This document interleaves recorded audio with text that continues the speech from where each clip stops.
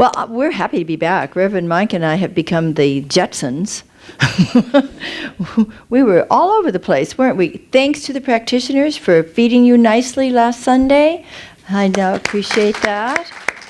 And Reverend Mike and I left on Friday. We flew to Boston for a double ordination, participated in that for Reverend Ed and Reverend George.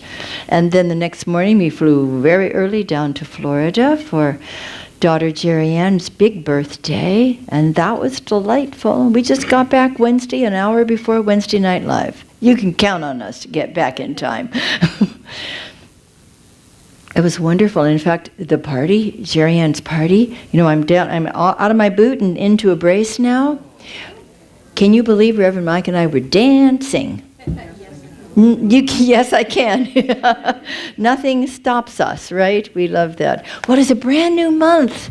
Here we are in May, and Centers for Spiritual Living has a new theme for the month.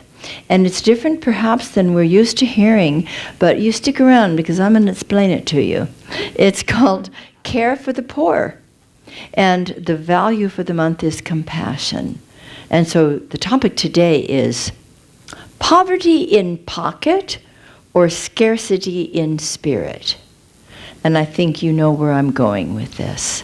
That yes, there are experiences that we have in the world personally and globally where it looks like scarcity. And that's the experience that people have. And we know in this wonderful teaching that the answer to that is elevating the consciousness and expanding the ideas of possibility. We read in Deuteronomy, "For the poor shall never cease out of the land. Therefore I command thee, saying, Thou shalt open thy hand wide unto thy brother, to thy poor, and to thy needy in thy land." And Jesus said, the poor will always be with you. However, I'm quite sure he was not referring to people who were lacking in material goods per se, but poor in consciousness. Because we understand that it is our thinking, our believing, our clarity in knowing not only that there is a divine presence which adores and gives freely and generously to all of us without exception, and that there is a wonderful law of mind, the law of cause and effect that Jesus taught about so clearly in all of his parables on sowing and reaping, a law upon which we can depend, and that we have the ability to speak our word and to bring into our lives and ultimately into the world heaven on earth. That's what we get to do. So as we understand and utilize the principle that we teach, then we find that we can make a difference in teaching other people and making a difference in the world. Because we are about conscious compassion. Conscious compassion. And this is caring lovingly and appropriately for one another. It is never about a hand out, but a hand up and a leg up. Because I have always seen our humanity in our evolutionary process like a ladder. And all my life, and I've lived a long time now, and I have a lot longer I plan to do so, but all my life I have known that there is a ladder where I may be reaching down to give a hand to someone. At the same time, I'm reaching up and I'm being uplifted as well. It's all connected. And when we recognize that we are all one, that there's one presence, one power, one life, it's divine, and out of that one presence, that one divine life, everything and everyone was created, and that we were given the power of creativity ourselves as co-creators, we utilize the same beautiful principle that the infinite does when it brings rivers and oceans and planets, first of all, to place those on, and then the inhabitants upon them. We have the same process, the same intelligent, creative process that works in the universe, works within each of us as well. And as we become more conscious of how to utilize it, we become role models. People want to know, how come you're smiling so much? How come things are working out so well for you in your life? Why is it that you seem to have what you need when you need it? And for me, prosperity can be simply something like enough paper clips, or today, enough bobby pins in order to keep my microphone on my head. I feel very prosperous that I have what I need when I need it. And so when we are thriving in our own lives, it becomes easier for people to see there's a principle at work here. Maybe I could learn it. And so this is, that wonderful idea of not giving a person a fish, but teaching a person to fish. And that's what we get to do, and there's such great joy in that. We teach each other through example about the law of mind, how it is available to everyone. And we continue to work along this beautiful evolutionary process. I may have mentioned to you some time ago that in Palm Desert, many years ago, there was a beautiful nonagenarian who took every single class I ever taught. And one day I said, and she was one of our chaplain ministers, and one day I said, Reverend Kathleen, well, you've been studying this and living this for so many years. How come you keep taking all these classes? She said, well, Dr. Maxine, I just want to keep evoluting right along. And we're all evoluting right along, right? And so this is why we have compassion for people. Never disdain. Always compassion. That's what we're working toward for somebody who seems poor in consciousness, which could also mean having a bad attitude. Rather than reacting to that, let's bring forth all the compassion that we can. I love that the Buddha represents wisdom, Kuan Yin represents compassion. We need both, hand in hand, so that we are truly helping people when we choose to do something to assist in some way without moving into any kind of, what is that terrible C word? Codependence. So the real loss when we're looking at poverty is not in material things, but in a diminished consciousness. So Reverend Mike and I got to see La Boheme Friday night. The most amazing Boheme I've ever seen, Opera Philadelphia. Combined with the art from the Barnes, it was amazing. Hurry if you want to see it. I think it's just about done. But here, you know the story. You've seen Rent, right? Same thing, only modern. Here are these 4 starving artists in a garret in Paris. How romantic can you get? Starving is romantic? No, I don't think so. But so we've got a painter and a musician and a philosopher and a poet. They're in their early 20s, they're in Paris, they're freezing to death. It's Christmas Eve, they have no food, they have no wood for the stove, and Rodolfo, the poet, the tenor, of course, he's finally taking one act after another from his latest play and tossing it in the fire so they can be warm. That looks like abject poverty, doesn't it? But when he meets Mimi and lights her candle, because it's gone out, and her little cold hands, they start to sing about the wealth of their dreams. And interestingly, one of them comes home and has money and has some food and wine and said, let's go out and celebrate. No matter how poor they may be in their garret, they have a wealth of dreams, and somehow somebody always seems to come through for them and take them to a party, and they get to eat and drink. Well, do they have a poverty consciousness? I don't really think so. I think they learned to get over that, and they found that love was the most important thing. So becoming a more generous receiver, which they got to be, of the divine bounty, opens us up to becoming more grateful and a better recipient of the good that's available and really given to us at all times if we'll just accept it. And even those in the opera who appeared to be self-absorbed and not interested in helping others, toward the end when, okay, spoiler alert, Mimi dies. You knew that, right? It was a beautiful death. Can you imagine singing as beautifully as that soprano did while she was dying? But even those who had appeared to be really self-absorbed, they learned to be generous toward the end, hawking their jewelry, singing an aria to an old coat that he was selling in order to get some medicine and get the doctor for Mimi. Something changes within our consciousness when we have been the recipient of generosity.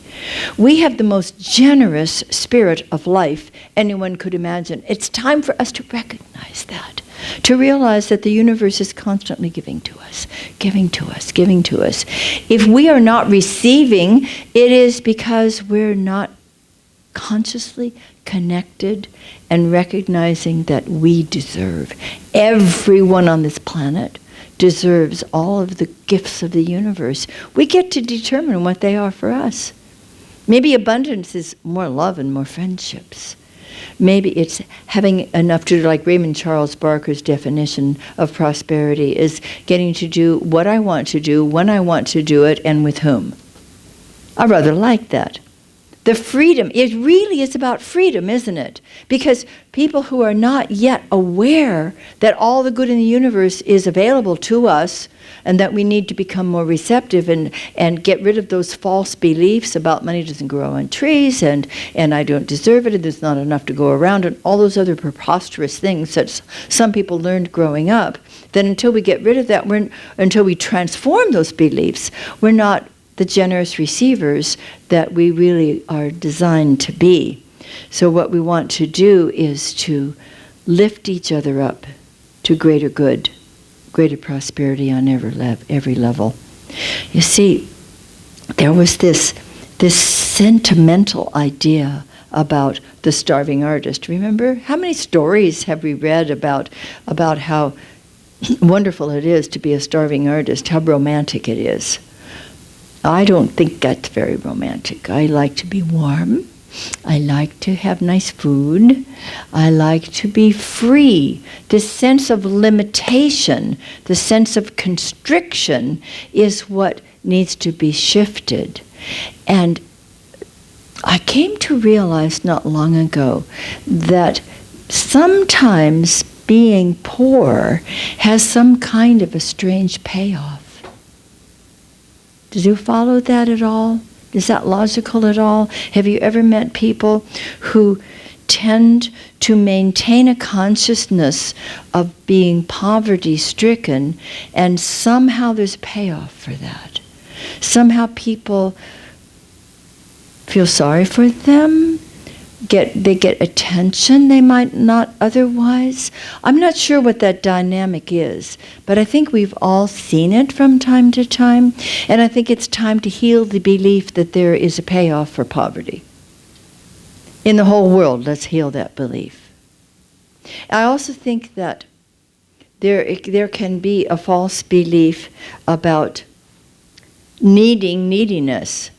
And I want to get on the other side of that belief, whether the neediness is in me or whether I see it in other people. I want to stop seeing it. When I stop seeing it, I'm opening myself to experience more of the truth and the reality. This is an opulent universe. Opulent.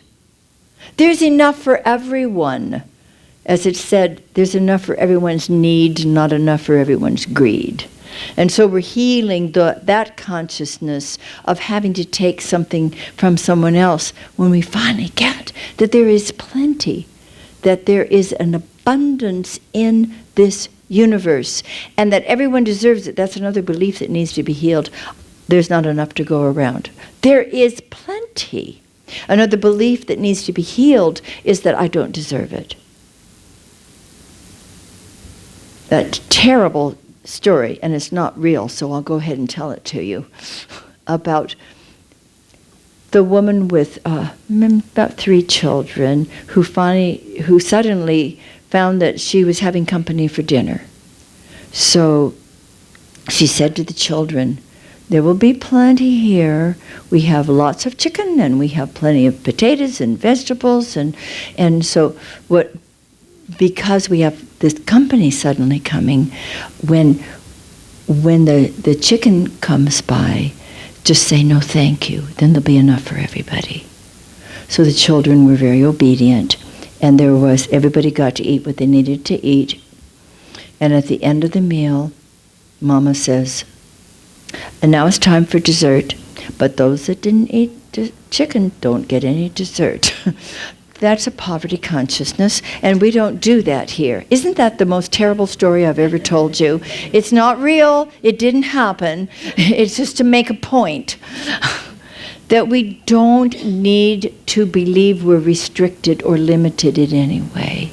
But don't you see how many silly beliefs we harbor in our evolutionary process, in our evoluting right along? These are beliefs we need to change. As we change anything personally that has limited us in any way and kept us from thriving, whether it be in the area of love and relationships, prosperity and good things, health and well-being, creativity and our work, we need to look. I need to look. I don't know if you do, but I need to look at the beliefs that limit me from time to time. And it's a daily project, because I'm willing and I find able and certainly ready to ask when I'm in meditation, to ask, what is mine to heal? What is mine to combine with the infinite, loving, wise, compassionate, wonderful presence of God itself to heal what needs to be healed? What am I ready to look at? We need to be courageous. I'm teaching practitioner class right now, and I said to them Thursday night, and I meant it with all my heart, you are so courageous, because this is the first term in practitioner training where they're doing their own deep work, where they're really looking to see what are some of the beliefs that I've been harboring and living from that aren't serving me well. How can I become a beautiful, clear instrument for spirit to shine through in working with other people as a practitioner if I haven't healed my own stuff? That's what we're developing here. And I meant it with, I looked at the work, and I do much of the work with them. And I said to them, you are so courageous. And we all, what is courage? Comes from the French coeur of the heart. When we open our hearts to do that what is ours to do, we find that our lives change for the better. We transform those beliefs. We celebrate the fulfillment that comes from Source. Because what's the opposite of limitation and restriction and other things that these false beliefs create? But freedom and fulfillment. Don't you love the idea of living a life of freedom and living a life of fulfillment? And once we get beyond as my dear friend Dr. J. Scott Neal says, once we get beyond all of the nincompoopery, all the false beliefs in the human subconscious mind, and realize they never were true, they were acting and operating in our lives, but they had no power behind them. We transform those beliefs through spiritual mind treatment, through affirmation. Affirm means to make firm. We want to make firm the truth within ourselves, that we are fulfilled and we are free and there's plenty for all. Ernest Holmes says, during this process of self-discovery, we bring upon ourselves, through the operation of the law of mind, the experience we image in our own thought. We have on one hand the evolution of the individual life under the guidance of divine providence, which leads to harmony. In contrast, there is the freedom to live under the false guidance of sense of being separated from good, which leads to disaster and chaos. Let us know right now that we are established in the kingdom of health, happiness, wholeness, because we are established in the kingdom of God. It's this divine connection that makes us open and receptive to letting the truth shine through us, to be the instruments through which Spirit abundantly expresses itself and helps us to have the compassion to lift others to the great good that's available to us all. So will you say with me, I am rich in spirit. I am prosperous in all my ways. I am open to receiving my good. I am grateful to share it with all. And so, my beloveds, beginneth our lesson. Thank you.